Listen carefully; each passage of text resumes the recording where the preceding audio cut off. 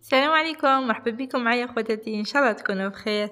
على بالي بلي راني مقصره معكم باش ندير لي فيديو كيما كنت.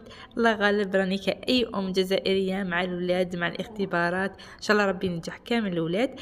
جيت وجبت لكم معايا فطائر ساهلين توجدوهم ليه اللي هو بنان وما يشدوش كامل اليد، واقتصاديين كيما طلبتوهم مني. ما تحتاجوا لا لحم مفروم لا دجاج، برك تكتوكه والفرماج، وراح ديري فطائر بزاف بنان. نحتاجو هنايا رطل تاع الفرينه. نتوما شوفوا ديروا الفرينه على حسب افراد العائله تاعكم. انا درت رطل تاع فرينه، ندير فيها مغرفه صغيره تاع الملح، ونزيد لها ربع كاس تاع الزيت. شوفوا ربع كاس تاع الزيت نديروه ونبسو هذيك الفرينه كامل مع هذاك الزيت. شوف نديرو كامل هذيك الزيت، ما نحتاجو لا خميره لا والو البنات. ومن بعد نجيبوا الماء دافي ونطمو كامل هذيك العجينه تاعنا، نلموها كامل. خلوا العجين تاعكم يكون شويه طري ومتماسك، ما تخلوش طري بزاف حتى يولي يتلاصق ولا لا شويه يكون حاكم روحو كيما هكا. من بعد ندلكوه قيس 5 دقائق حتى تحصلوا العجينه طريه ويكون الملمس تاعها رطب، غير شويه ما ندلكوهاش بزاف. من بعد نغلف هذيك العجين تاعي كامل بغلاف شفاف ونخلوها تريح 15 دقيقه كيما هكا. ونجو نوجدو هنايا التكتوكه تاعنا اللي راح نحشي بها الفطائر تاوعي. عندي هنايا فلفل اخضر كنت نقيته وغسلته، وعندي البصل وجبت الميني اجوار تاعي حنقطع فيه البصل ونرحي كامل هذاك البصل في الميني اجوار. راح يجيكم البصل هنا مش راح يبان لكم كامل في التكتوكه. هذه الفكره مليحه بزاف للناس اللي ما يحبوش البصل والفلفل كي يلقاوه في الماكله تاعهم، سورتو الاطفال راح ياكلوه وما يعرفوش كامل واش محشيه. نديروا البصل تاعنا نرحيوه في الاشوار تاعنا، راح نتحصلوا عليه كيما هكا. من بعد نجيبوا المقله تاعنا اللي راح نقلو فيها التكتوكه ونديروا فيها شويه تاع الزيت ونديروا فيها البصل ونخلوها بجهه. مازال ما نطيبوا التكتوكه تاعنا، راح نرجعوا نرحيو الفلفل، نقطعوا الفلفل تاعنا ونرحيوه هو ثانيك، قطعوه كامل ونرحوه كيما رحينا البصل. قلت لكم واش راح يعرفوا كاوش في ديك التكتوكه راح ياكلوا البنه بنينه وحلوه بصح واش راح يعرفوا باش محشيين. وهنايا كنت قطعت 2 حبات تاع طماطم مربعات، هما ثاني كان راح نرحيهم في الاشوار. برك ماشي راح نديرهم برك في التكتوكه، راح نخليهم حتى اللي يطيب لنا البصل شويه باش نديرو طوماطيش. نديرو التكتوكه تاعنا تاع البصل والفلفل فوق النار، نزيدو لها شويه تاع الفلفل الكحل، شويه تاع الملح وشويه تاع الزعتره، قسم مغرفه صغيره تاع الزعتره، ونخلوهم يتقلاو. نزيد لهم مغرفه صغيره ثاني تاع طماطم مصبره ونحركهم كامل ونخلو البصل تاعنا حتى اللي نشوفوه تقلى وبدا يذبل، باش نرجعوا نضيفوا له الطماطم اللي كنا هي ثاني قطعناها ورحيناها في الميني اشوار. ها هي راح نضيفها ونخلي التكتوكه تاعي طيب على النار متوسطه حتى اللي نشوفوا كامل التكتوكه تاعنا طابت باش نطفوا عليها ونلقاوها ثاني نشفت لنا من الماء، طفوا عليها.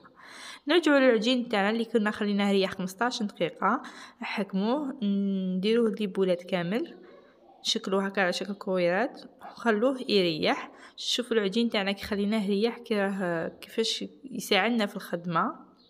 من بعد ما كامل تشكلوا هذاك العجين تاعكم خلوه يريح قيس 10 دقائق، هو ثاني كيزيد يريح باش يجيكم سهل في الحلال. وهنا التكتوكه تاعي كنت طفيت عليها وخليتها بردت، ودوك راح نبداو نطيبوا الفطائر تاعنا. هنا نرشوا شويه تاع الفرينه ونبداو نحلو في العجين تاعنا. شوفوا العجين تاعكم باش يجيكم الفطائر تاعكم شابين، حلوا العجين رقيق قد اللي تقدروا، رقوا العجين قد اللي تقدروا باش يجيكم خفاف ويجيكم ما يجيكمش المعجنين. بس كل العجين تاعنا قلت لكم ماني دايره فيه لا خميره ولا حتى شيء، من غير الملح والزيت والماء. حلوها مليح مليح حتى ترقوا مليح العجينه تاعكم هكا. من بعد ديروا الطاجين تاعكم فوق النار خلوه يسخن، ونديروا ديك العجينه تاعنا اللي حليناها فوق الطاجين ونخلوها غير شويه، غير تشوفوا العجين تاعكم كيما هكا بدا يبان شفاف من الفوق، دخلوا شويه بدا يدخلوا الطياب، نقلبوا العجين تاعنا ونديروا له التكتوكه اللي كنا وجدناها. نديروا نص الدائره بالتكتوكه، ونص الثاني تحبوا تزيدوا له الجبن الابيض نديروه كامل هكايا، ولا تحبوا ديروا الهريسه، تحبوا ديروا صوص ميزون، تحبوا الشي اللي كل واحد الذوق تاعو. هذو الفطائر بخاص دايرين كيما المقلوب التونسي. ابار هنا كاين اختلاف في الحشوات. ومن بعد نزيدوا له الجبن المبشور. البنه اللي في هذا الساندويش ولا هذو الفطائر كامل في الفرماج، كي ندير له هذاك الجبن راح يزيد له واحد البنه هايله. نغلقوا هذوك الفطائر تاعنا بهذه الطريقه ونخليهم يطيبوا، وبداو مره على مره تقلبوهم وتدورهم حتى اللي يتحمروا لكم كامل. شوفوا هنايا بدا تحمروا لي الفطائر تاوعي، نقلبهم ونبداو ندوروا فيهم حتى اللي كامل يتحمروا، نحاهم من فوق النار. شوفوا كيفاش تحمروا، يجوا بزاف هايلين وخفاف خفاف بزاف. راح نزيد معكم حبه باش تفهموا اكثر.